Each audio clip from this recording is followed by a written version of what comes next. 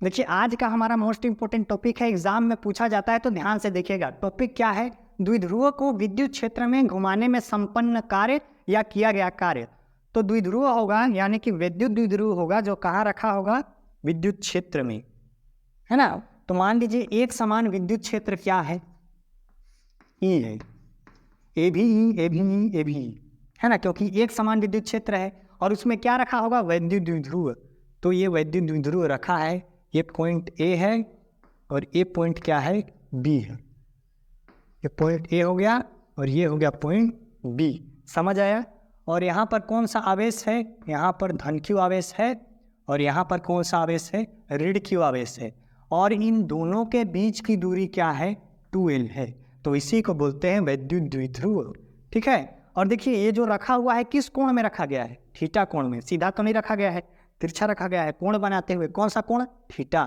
तो इस विद्युत क्षेत्र ई के कारण इस धन q पर कौन सा बल लगेगा? QE। और इस ऋण q पर कौन सा बल लगेगा? यहां भी लगेगा QE। दोनों बल बराबर लग रहे हैं लेकिन दोनों की दिशा क्या है? विपरीत है। एक की दिशा इधर, एक की दिशा इधर। अब देखिए दो बल हैं तो बल युग्म का निर्माण करेंगे। युग्म माने जोड़ा, जोड़ा माने दो, तो बल युग्म का निर्माण करेंगे। इस बल युग्म को क्या कहते हैं हम लोग? प्रत्यायन बल युग्म का आघूर्ण। प्रत्यायन बल युग्म का आघूर्ण टाउ बराबर क्या होता है? PE sine theta. समझ आया आपको? ये स्मॉल p होता है। ठीक है। तो PE साइन थीटा ये वैल्यू कहाँ से आया? तो इसको देखने के लिए आप पिछला क्लास देखिएगा, मैं लिंक में डिस्क्रिप्शन दे दिया। हालांकि जब एग्जाम में ये क्वेश्चन पूछे कि द्विध्रुव को विद्युत क्षेत्र में घुमाने में संपन्न कार्य, तो आपको ये वाला जो है ना, ये जो आया है उसको डायरेक्ट लिखना है।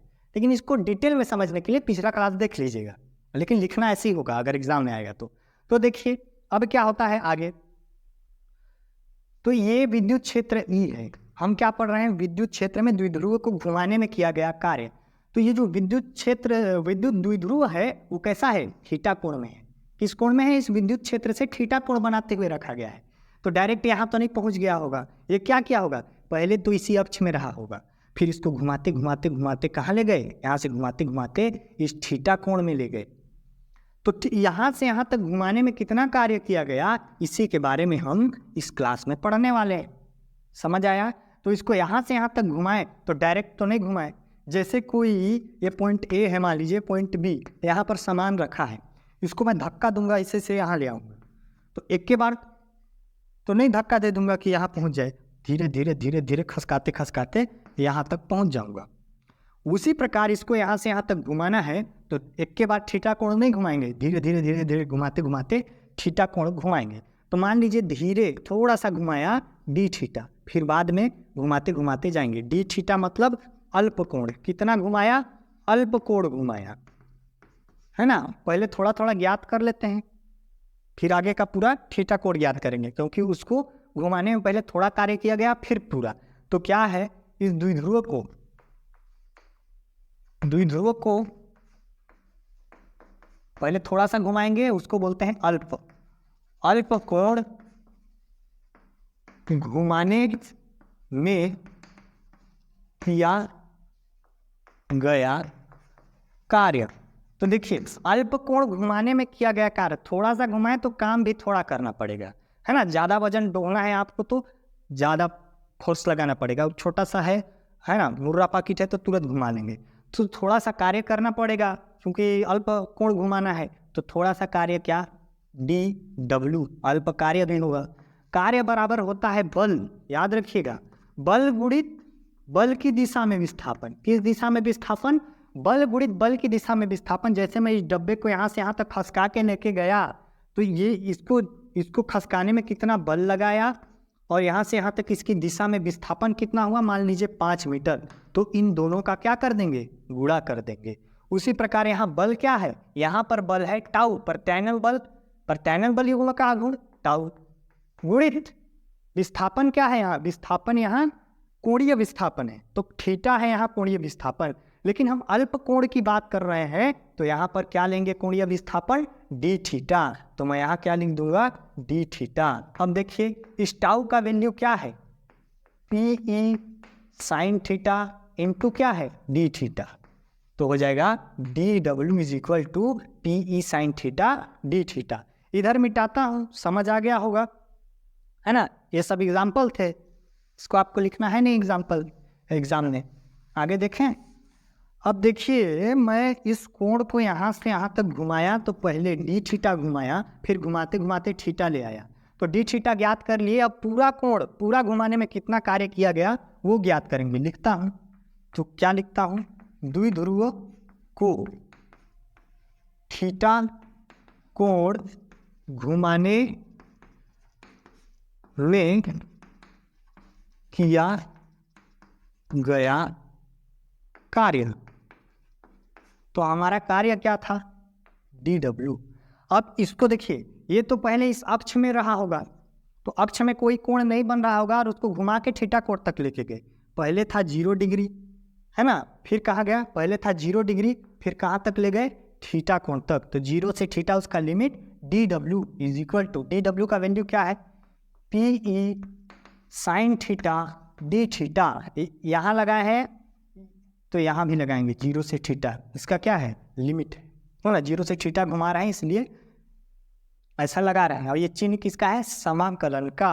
अब एक चीज़ आप जानते होंगे 11वीं में पढ़े होंगे, नहीं पढ़े होंगे तो देख लीजिए।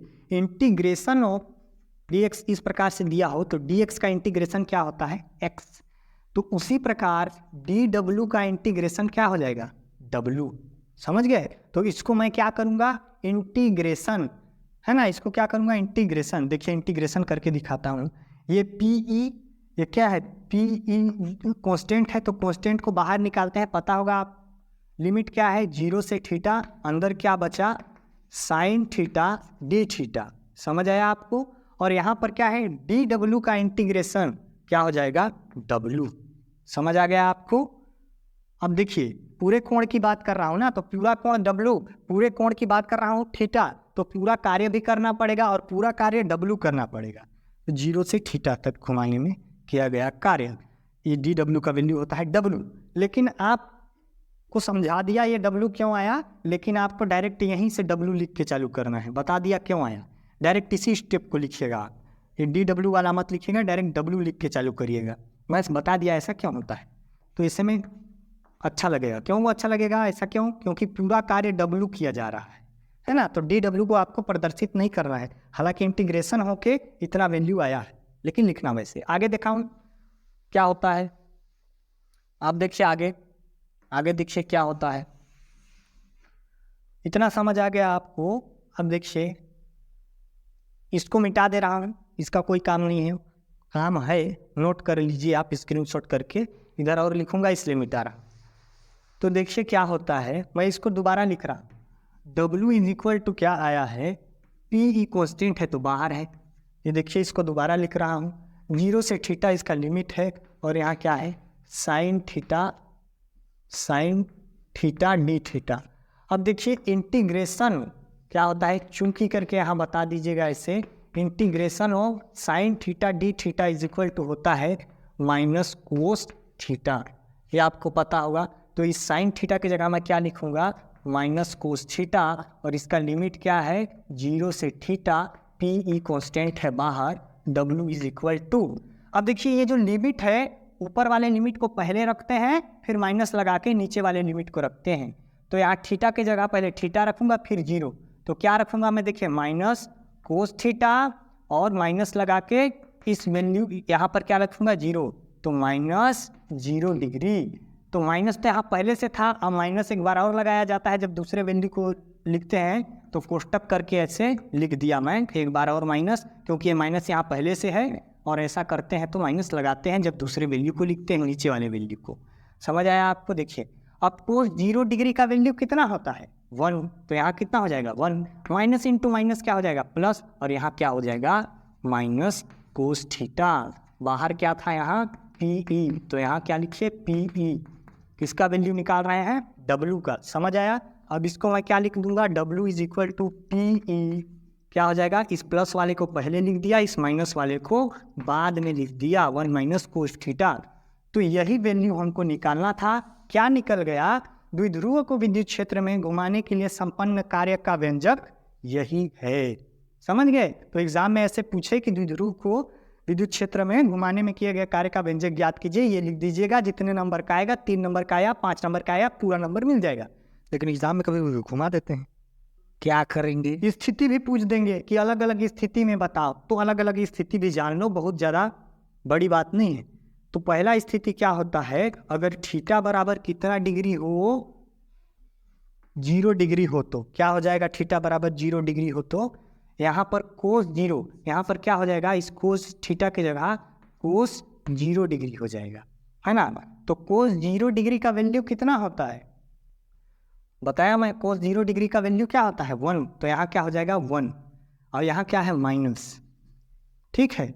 और इधर क्या दिया है, इधर दिया है PE।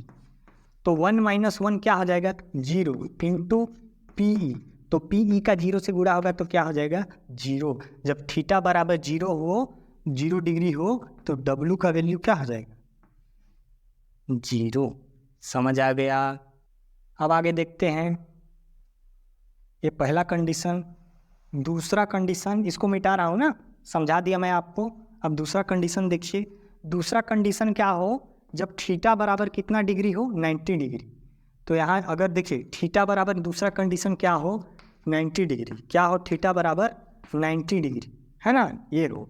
तो देखिए यहाँ लिखता हूँ मैं, तो कोस क्या हो जाएगा 90 डिग्री, है ना।